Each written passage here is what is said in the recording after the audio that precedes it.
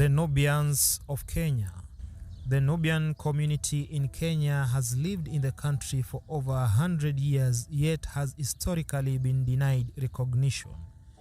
After Kenya's independence, many people in the Nubian community were not extended Kenyan nationality, and since then they have struggled for many social, civil, and economic rights.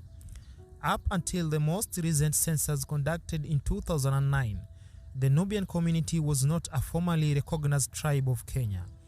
They were considered as other Kenyans or simply others.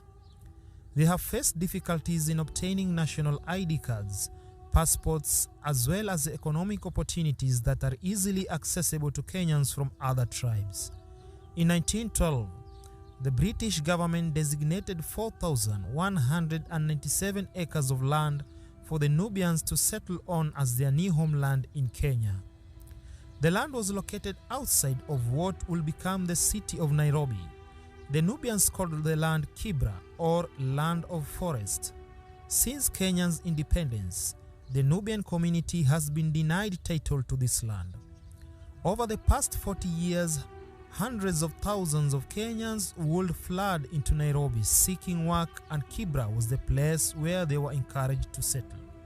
Eventually, the Nubian village of Kibra would come to be known as Kibera, one of the largest slums in Africa.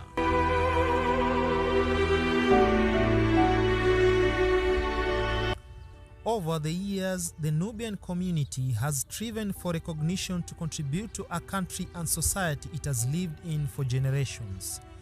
Recent developments in Kenya's laws and a new constitution over the past year have provided some hope for the Nubian community, but having been marginalized economically and politically for decades, the community still faces several challenges. The Nubians first arrived in Kenya in the early 1900s and now number about 100,000 plus. Nubians in East Africa are not a single ethnic group, but a constellation of people belonging to different tribes.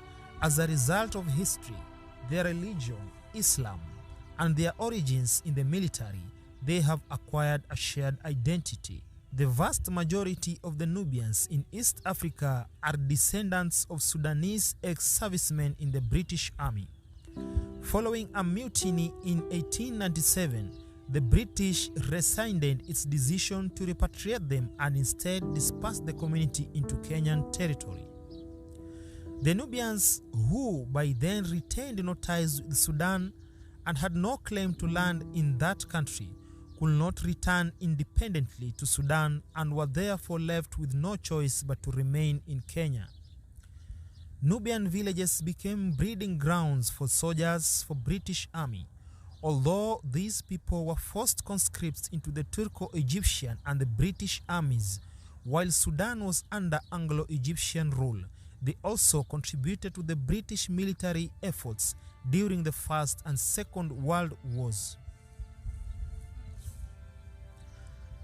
The Nubians were demobilized without proper compensation, pension, or after-service benefits. Unlike the Indians, who had also been relocated into the region by the British to render similar services, the Nubians were not accorded the privilege of British citizenship despite their loyal service to the British Crown. When constructing Kenya's social setup, the British colonial authority consolidated ethnic groups and designated them to native reserves.